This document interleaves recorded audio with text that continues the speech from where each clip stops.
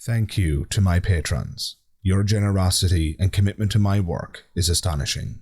I sincerely appreciate it. So I'm afraid I have to interject here again, guys, and for a positive reason this time. I'm always happy to admit when I'm mistaken and when I'm wrong, but it has to be said at this point in the video that I am mistaken.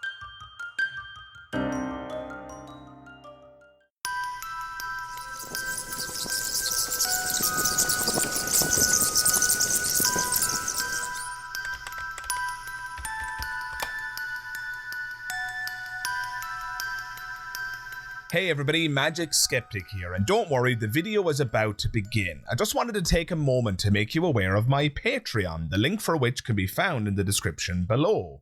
Sign up today for as little as £3 per month and you can gain access to a plethora of perks and extras, including downloadable audio-only and ad-free versions of my podcast that you can listen to on the go. You can also have your question answered in a monthly video, and better still, depending on which tier you choose, you could even sit down for a Skype call with yours truly, Magic Skeptic. All that is available and much, much more. All you got to do is click the link in the description below. I hope to see you there. Hey everybody, Magic Skeptic here, and you're all most welcome to another episode of A Magician's Thoughts.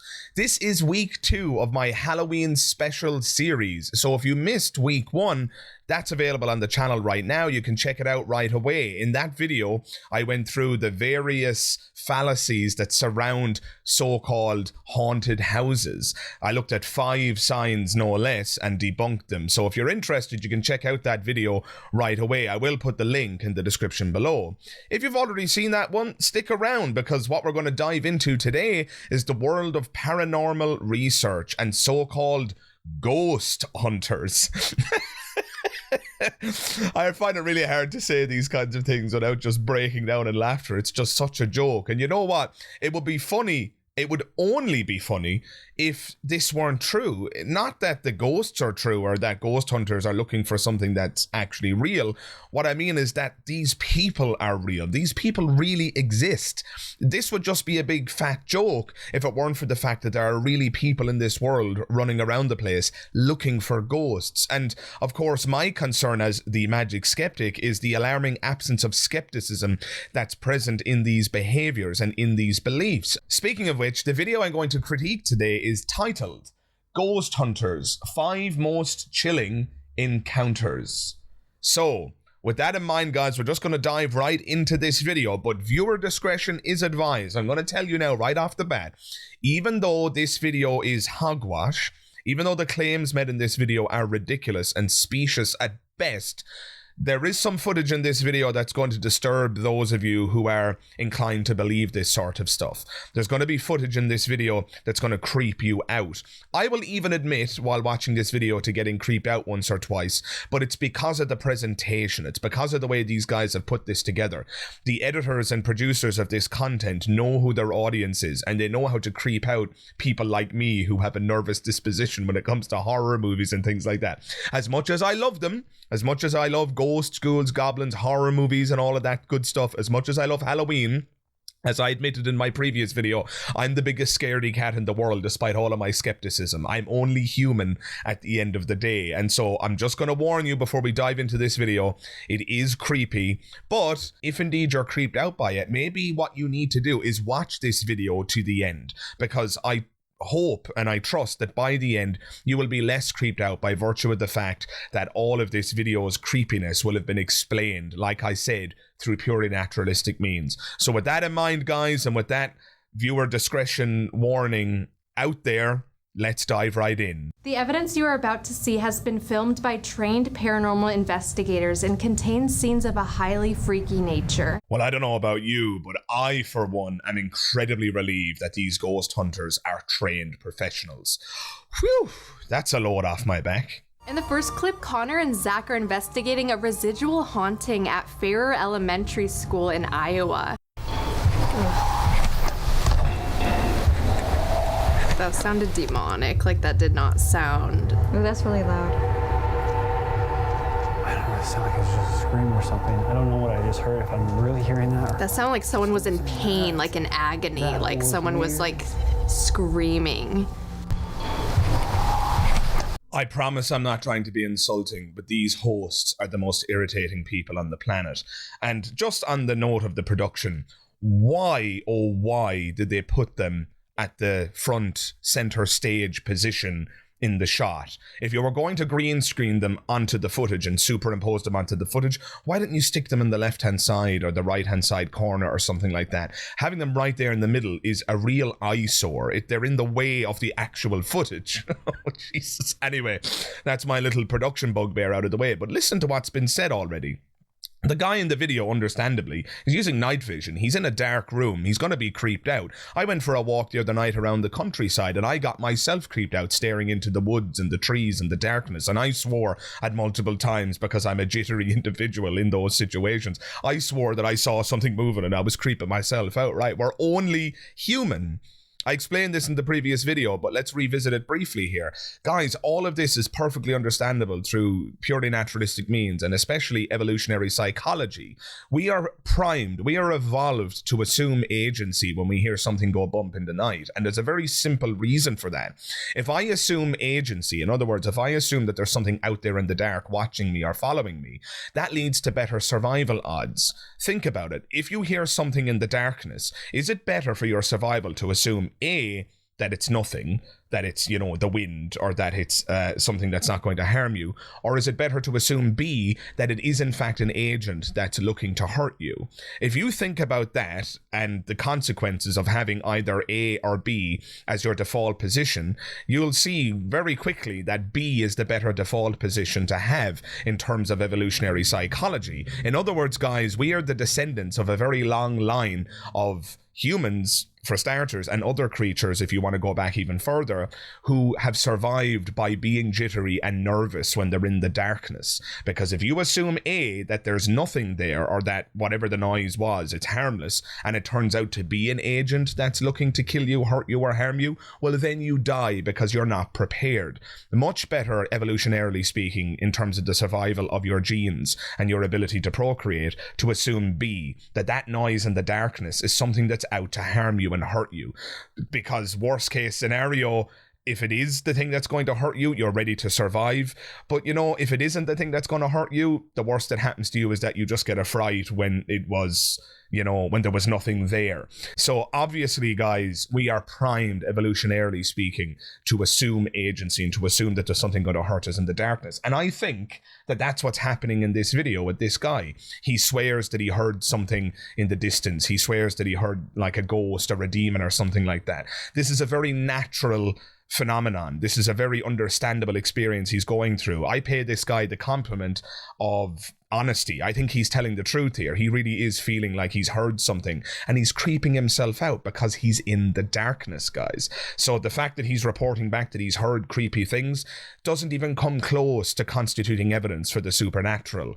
And the voiceover of these two idiot hosts saying that sounded demonic or something of that nature. That sounded demonic. It's just a joke. It's just an alarming absence of skepticism, because whatever compliment I might pay the guy who's standing in the darkness right now, he has every justification, he has every reason to be feeling these feelings and to be assuming that there's something there because of the evolutionary psychology I just described. But those two hosts sitting in the studio who are being superimposed onto the image, they have no excuse. They're not standing in the dark room. All they're doing is spouting bullshit.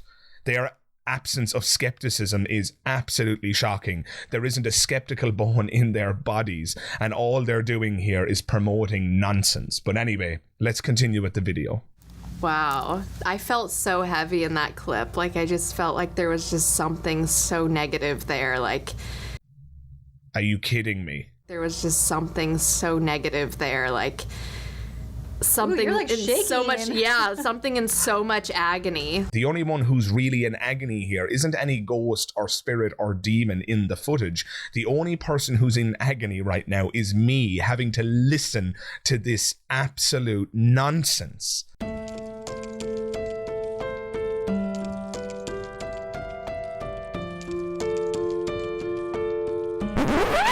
Anyway, let's try and get through it and get to sign number 2, or experience number 2, chilling experience number 2, or whatever the hell they've labeled it as. Let's continue. I don't know what that was, but Yeah, that's so creepy. I'm like seeing you're like shaking. Yeah, it's it's like okay? that's like oof. One final interjection, but there's a key admission there at the end, and this happens in every one of these videos. Please listen to what she said. She doesn't know what that was. I don't know what that was. And that's the end of the conversation. If you don't know what it was, you don't get to speculate as to it being a ghost. You certainly don't get to assert that it's a ghost. You could argue that speculation is reasonable. That said, some speculation is impossible to differentiate from just pure creative imagination, which is what I think is going on here, right?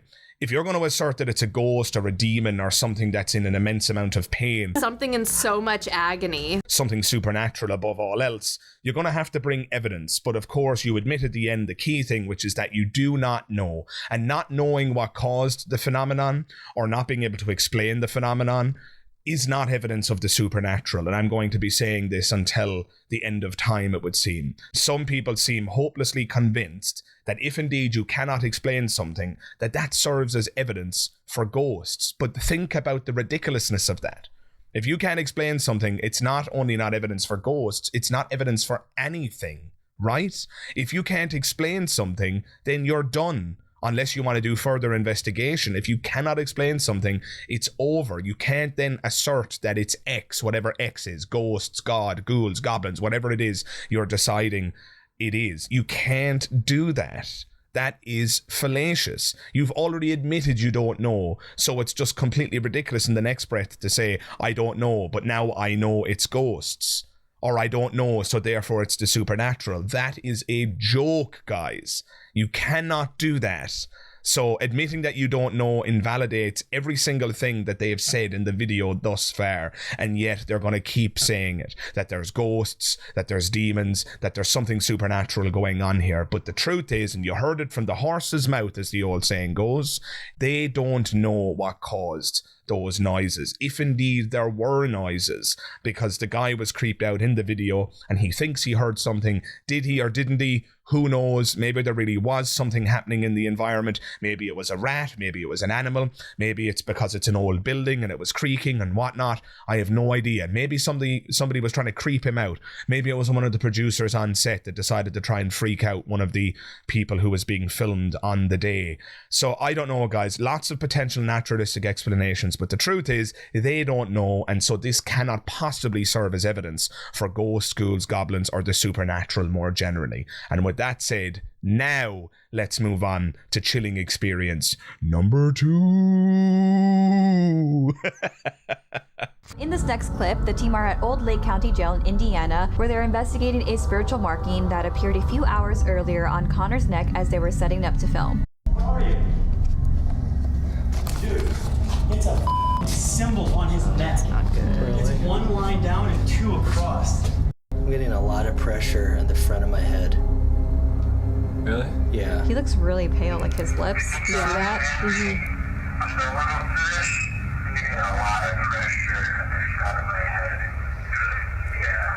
Did I hear good?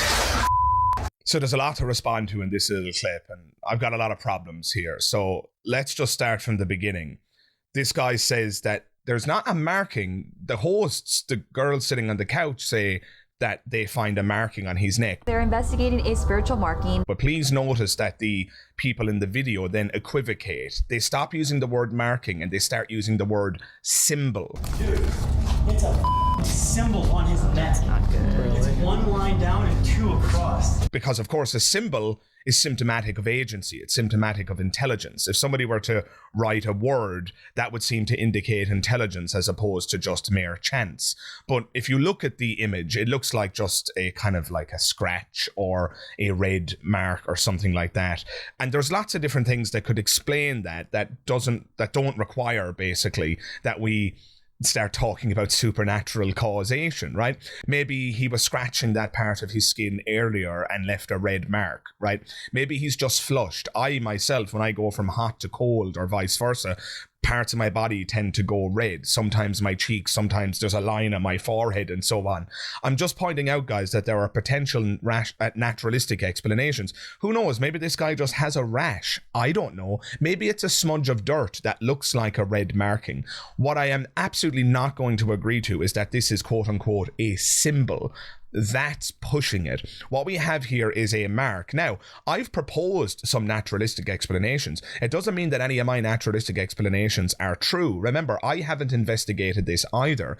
But the truth is, and as you can see in the video, they don't know what caused the mark themselves either. They're in the exact same position as me. So just like with the previous so-called chilling sign, if you don't know what caused the phenomenon, that's the end of the conversation. Unless you want to do more investigation, the bitter truth is that we just have to accept that we don't know what caused the phenomenon. You don't get to conclude that it's a symbol or a marking from a ghost or a demon. That's ridiculous. The next thing that happens in the video is they start recording, and then one of them alleges that they hear the word good. When he says that there's pressure on my head, they seem to have recorded a ghost or a demon saying good.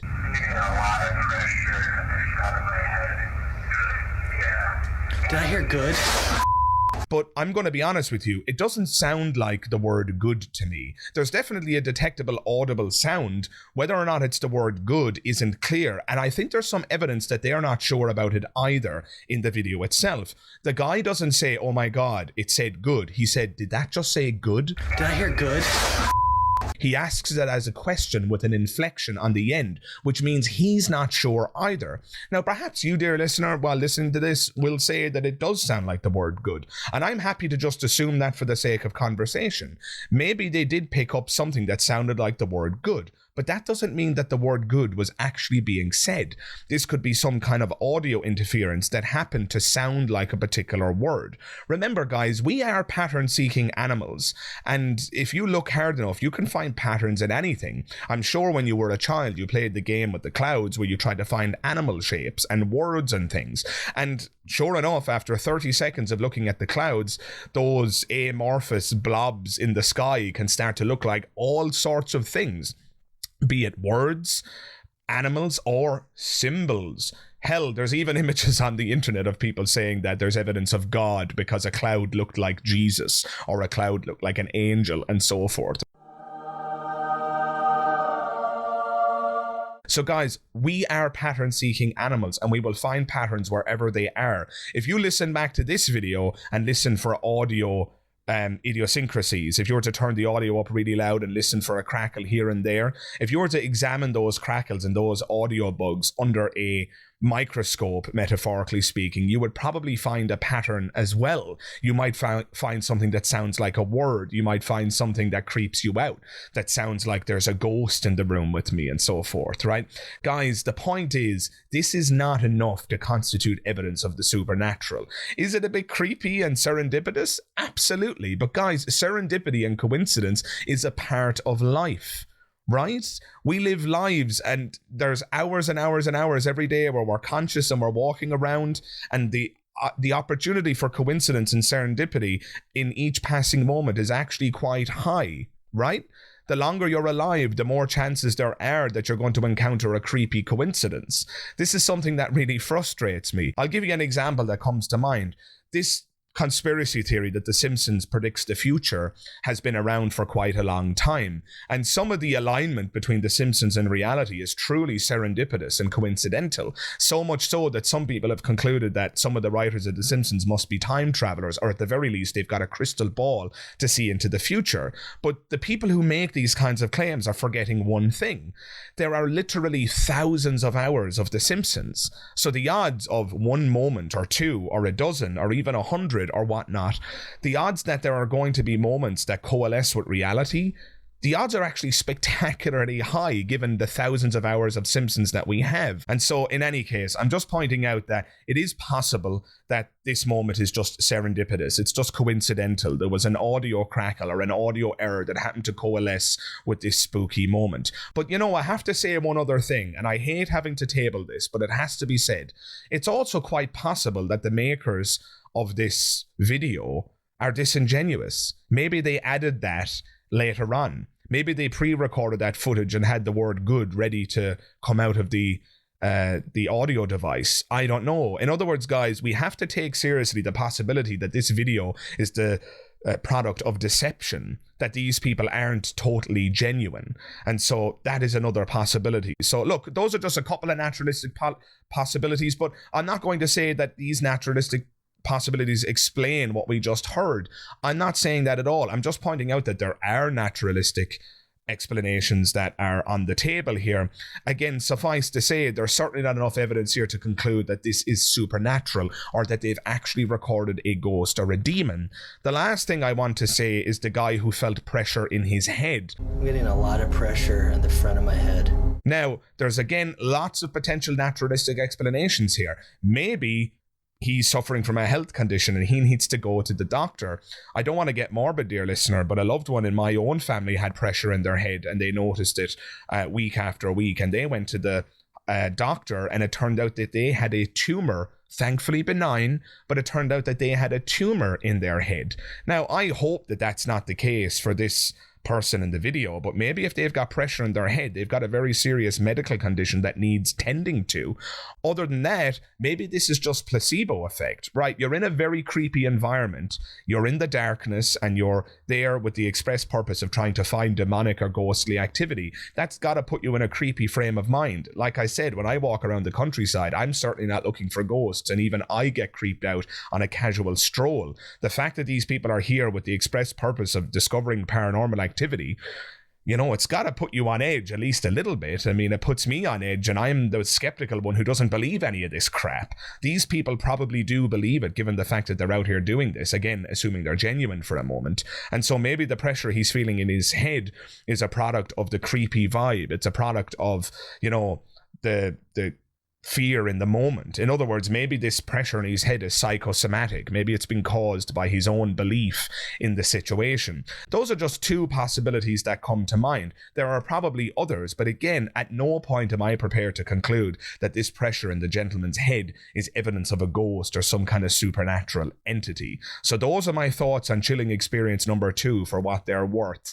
Let's continue. That place has so many negative spirits. You can just feel it wherever.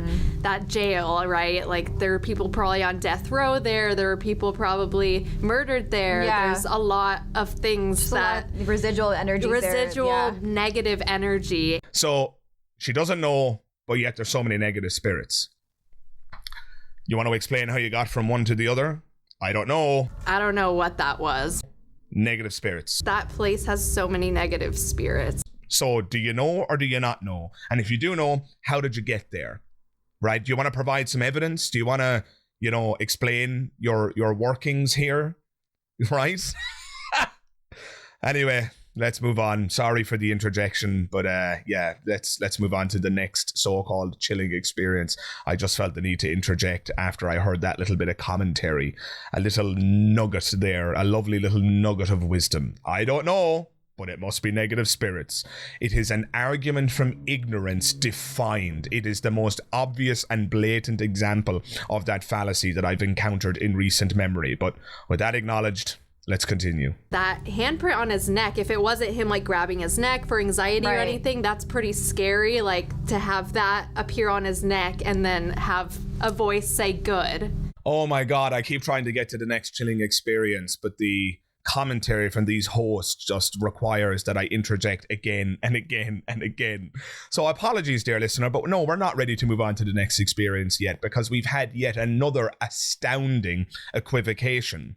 So you heard that the marking was upgraded from marking to symbol. They're investigating a spiritual marking. Dude, it's a symbol on his neck. But now this host just upgraded it from symbol to a handprint. That handprint on his neck, So now it's a handprint that's on the person, right? So now it must have been some kind of ghostly, ghoulish, goblin-y, demonic presence because it touched this person with their hand. It's a handprint. So we go from marking to symbol to handprint, right? Again, guys, this is how irrational reasoning works. This is like that game of whispers where something gets upgraded over time. So when this story is first told to friends, oh, we found a marking on this person's neck. The next time they tell the story, oh, it was a symbol, which comes with a a kind of an implication that it was like a drawing or some kind of a complex image that might be the product of agency. But then we upgrade symbol to handprint as though they were touched by a supernatural force or entity. You can literally see the irrationality and its development in real time in this video. You can see the development in real time. Marking to symbol to handprint. Come on. I could just end the video right here. I think these people have shown their hand, if you want to talk about hands. I think they've shown their hand for the irrational, fallacious hand that it is. But I digress. Let's continue. Back at the school, Zach's running scared in the boiler room. I'm paranoid. I'm on edge. And then something moves right behind me. And now I'm scared. I just feel like I'm on the edge of tears because I just saw something. I just saw white mist in front of me right here. This guy like cannot breathe. Yeah, he's panicking. He cannot breathe. I think it's my time to get out of here. So again, I paid this particular person the compliment of trusting their judgment here, trusting what they're saying. I really believe that he saw a mist and I really believe that he heard a noise. Fine.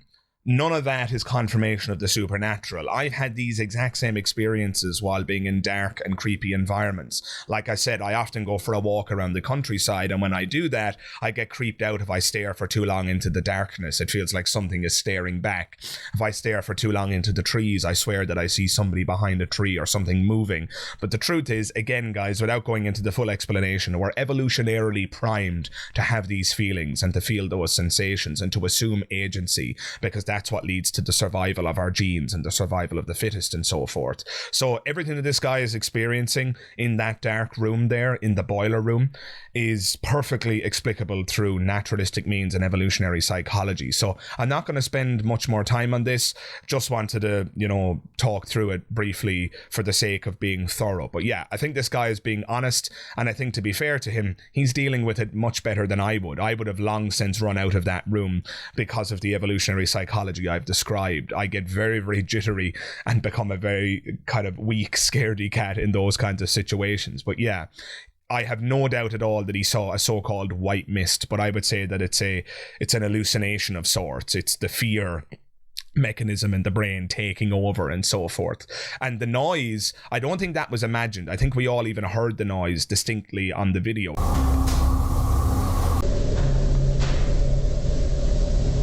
Again, this is assuming that the video isn't the product of deception and that wasn't edited in later.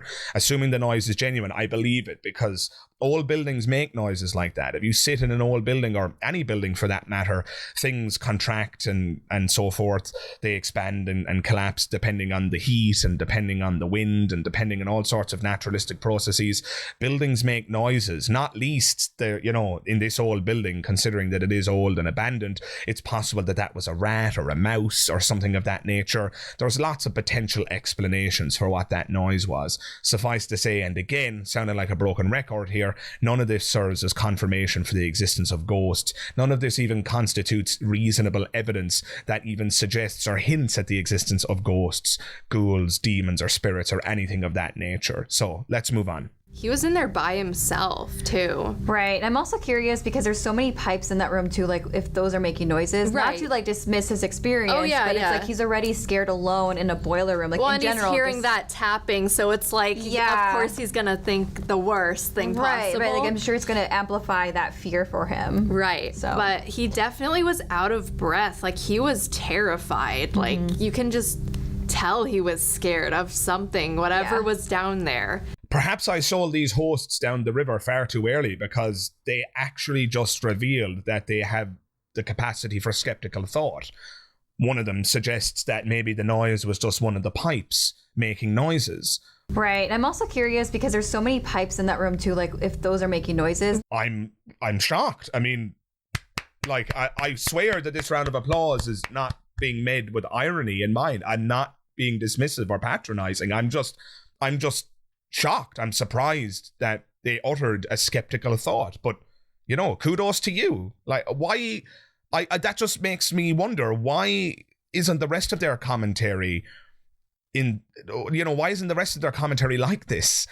Why the skeptical thought now and not for any of the other descriptions where you were concluding that there were handprints on people and that there was a tortured soul or a demonic presence in the background, or that there was a lot of negative spiritual energy and all of this hogwash? Why now are you introducing a skeptical thought? I mean, so they've demonstrated in that one sentence, or at least one of the hosts demonstrated with that one insight, that they have the capacity for skeptical thought. So one wonders, is the rest of it bullshit? Are they actually just playing along here? Do they really believe this? Do they have the capacity for skeptical thought and they're just playing a character here for the sake of the video? I don't know, dear listener. What do you think? Do you think they just showed their hand here? Are they really skeptics, but they're pretending not to be just for fun, for a Halloween video or something? I don't know. Jump into the comments below and let me know your thoughts, because this is really throwing me off. I thought I had a fix on their character, and I was convinced that these hosts were just, idiots who lacked even the most basic tenets of skepticism, but they just proved me wrong. And you know what? I'm very happy to be proven wrong in this one instance, because I had just dismissed them as morons, if you'll forgive me for saying so. I had dismissed them as completely, moronic thinkers who just breathe fallacies and engage in extremely anti-skeptical thought. So look, credit where credit is due. This surprised me. It really did. Back at the old county jail, Connor and Zach are being shown around by the prison's curator, Sandy, when all of a sudden Connor notices something weird on her shorts. Sandy, why do you have fingerprints on you? You touch the ground? It looked like someone stepped on her. Seriously. A foot? No, my hands aren't dirty or dusty. It looks like someone stepped on your leg. It looks more like a shoe. Like a small shoe, right? It does look like a small shoe. Like it's not big. Ew. That's a handprint. But I don't think it's about whether her hand was touching the shorts. I think No, it's it like, looks where like was she? Was she like on some steps? Was she leaning into Right. something? Because there's a lot of pipes and then like has that brick That didn't texture. look like hand. That looked like maybe a bottom of a shoe or something. Unless they like faked that and like someone stepped on Yeah, her, just like what- stepped on her shorts, like, oh, someone stepped on me. But if they didn't yeah. fake that, that's really creepy. I couldn't disagree more. And listen to the false dichotomy that was just presented, dear listener. A false dichotomy is when somebody presents two options as exhaustive when in fact there are more options. So one of the hosts here says that, if this wasn't faked, then that is in fact really creepy. And in other words, reading between the lines here, it must serve or constitute evidence for the supernatural. If they didn't fake that, that's really creepy. But the only two options that are available aren't that it's either been faked or it's supernatural. That is, as I've said, a false dichotomy. There are other possibilities here. These folks are walking around in a dusty old building, and one of them now has a dust mark on their clothing. Oh my God. Give these people the Nobel Prize. They've just discovered the existence of the supernatural. Are you kidding me? This is so silly. Right, let's just give the charitable reading. They didn't fake this. Now there's a dusty mark that maybe looks like a handprint or a shoe print. As you heard in the video, they can't seem to agree. There's no consensus. Someone stepped on your leg. That's a handprint. Maybe it's just a smudge. These people are walking around an old, decrepit, abandoned, dusty building. Is it shocking that there's now some dust on their clothing? I mean, I don't even know what to say to this. The options aren't they faked it or it's supernatural. That is moronic. Not demonic, moronic. Come on, guys. This is the equivalent of, I don't know, going to the swimming pool and then concluding that the fact that your clothing got wet is evidence of the supernatural. You've literally gone to a dusty building. You cannot use dust on your clothing as evidence of the supernatural. That is so silly. And again, I'm back to concluding that these people have the most alarming absence of skeptical thinking possible. This is so super silly, guys. This is so dumb. And you know what? I don't even know what else to say about it, so I'm just going to move on. Yeah, and I also think too, like, was she leaning on stuff? Because like I mentioned, like the scenes that we keep seeing here, there's like It looks pipes. dusty. There's, like, It definitely looks dusty. So I don't know. Again, trying to look at it from both coins, but Yeah. hey, I'm open to the possibility that it could have been a ghost. I'm not... If it was, that's freaking scary. So I'm afraid I have to interject here again, guys, and for a positive reason this time. I'm always happy to admit when I'm mistaken and when I'm wrong, but it has to be said at this point in the video that I am mistaken. When this video started, I had concluded that these hosts were the most gullible, moronic people who didn't have the first skeptical bone in their body. They didn't have a single, rather, skeptical bone in their body. Their absence of skepticism is absolutely shocking. There isn't a skeptical bone in their bodies, and all they're doing here is promoting nonsense. And so I have to subtract or retract that statement, rather. So yeah, they are showing evidence of skeptical thinking here at numerous junctures in the video. So I apologize to these hosts. I got you wrong. You are showing some capacity for skeptical thought, if not a very good capacity for skeptical thought, and I retract my statement from earlier. I was mistaken. Guys, I really do watch these videos live, and I react to them live when I make these videos. I just find videos and I put them in a folder for making future videos on my own channel, and I react to them live. I don't make some big plan in advance. There is rare exception, but generally speaking, when I do react videos, I react live so that you guys get my genuine response and not something that's scripted. Most of my content is not scripted, as I've explained in the past. And so, yeah, credit where credit is due. I was mistaken here. These hosts are showing some capacity for skeptical thought, and it's very important that I acknowledge that I was mistaken there. So one more time, just to make it clear, I retract my earlier comment about these hosts not having a single skeptical bone in their body. They do. It's just that, guys, in my defense, they are being hyper inconsistent here. I'm sure you'll grant me that, dear listener. There's moments where they say things that are completely moronic and idiotic and show an alarming absence of skepticism. That place has so many negative spirits. But then there's moments like this one where, again, they show capacity for skeptical thought and where they're exploring potential naturalistic explanations for these phenomena. It looks pipes. dusty. There's, like, It definitely looks dusty. So I don't know. Again, trying to look at it from both coins, but... So, again, credit where credit is due. I was mistaken, and with that mistake acknowledged, let's move on. Armed with his trusty EVP device, Connor is all alone on the 3rd floor, which is one of the most haunted places on the grounds. All right. What do you say? All right, something's walking up on me right now. I thought I saw something behind me, but I think it's just the way this camera's night vision is. On this side, I saw it when I was panning over here just a second ago. I just saw Yeah, something I see walk. something behind him. Literally saw Is there something anybody walk that up way. here right now who wishes to talk? I literally saw, we both saw it. There was like this white figure that walked behind him. I didn't see it. I've watched the video back now a couple of times for this particular bit. I watched that 10 seconds over and over again, and no, I'm sorry. I don't see a white figure. I don't see it. I really don't see it. I'm sorry. If you can see it, dear listener, comment below. Maybe I've just got crap eyesight. That's a possibility. But I don't see any white figure at all. And so I can't take that seriously. But just on the note of the noises and the rather ridiculous subtitling where it alleged that we heard the word help. All right. What do you say? I mean, I heard a noise. I wouldn't be comfortable with the conclusion that the noise was a word and that the word was help.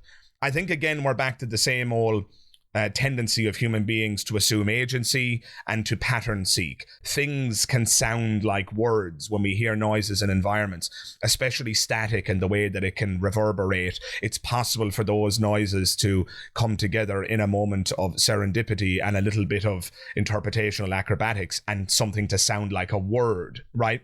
So again, I don't see anything compelling here. I haven't heard anything compelling here. What I see is a guy who's very spooked out in the dark, and just like I've admitted to, he's having auditory and visual hallucinations. He's creeping himself out, and his evolutionary apparatus is sending warning signals to him to be careful of the agent that's lurking in the dark that's going to kill him and prevent him from sending his genes into the next generation, right? That's what's going on at an evolutionary level in terms of evolutionary psychology. So again, nothing compelling here, guys. Again, maybe my eyesight is crap, but I'm not convinced that we've seen anything truly spectacular or even anything interesting in this little clip. So with that said, let's move on. If you want to go hunting for ghosts yourself, always thank the spirit world before you leave. And don't forget to ask politely that nothing follows you home. And remember, you'll be safe as long as you keep the lights on. To be honest, I'll be happy just so long as none of you guys follow me home. So guys, that brings us to the end of this Ghost Hunter Extraordinaire video. Are you convinced? Do you believe in ghosts? Were you agnostic on the proposition? Did I change your mind?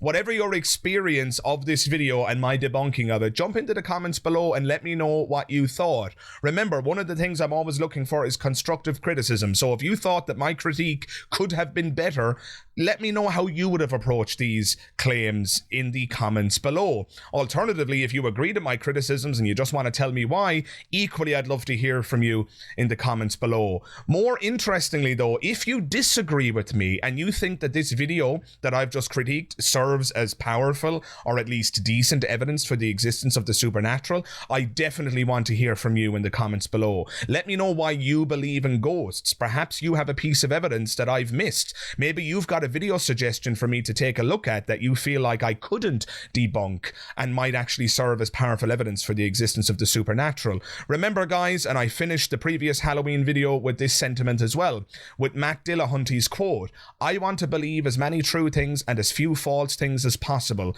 So with that in mind, if you've got evidence that I've missed, if you've got something compelling that you think might change my mind, please make me aware of it in the comments below. Other than that guys, please consider dropping a like on the video. That helps out the video enormously, helps out the channel enormously. It costs you nothing and it makes my video more likely to show up in the algorithm. It's telling the algorithm that you appreciate my content. I'd really appreciate that. And if you want to go a step further in supporting my channel, you could consider becoming a patron today by jumping into the description box below, hitting the link to my Patreon, and you can sign up by following that link. You can sign up for as little as £3 per month, and for that you'll gain access to a plethora of perks, bonuses and extras.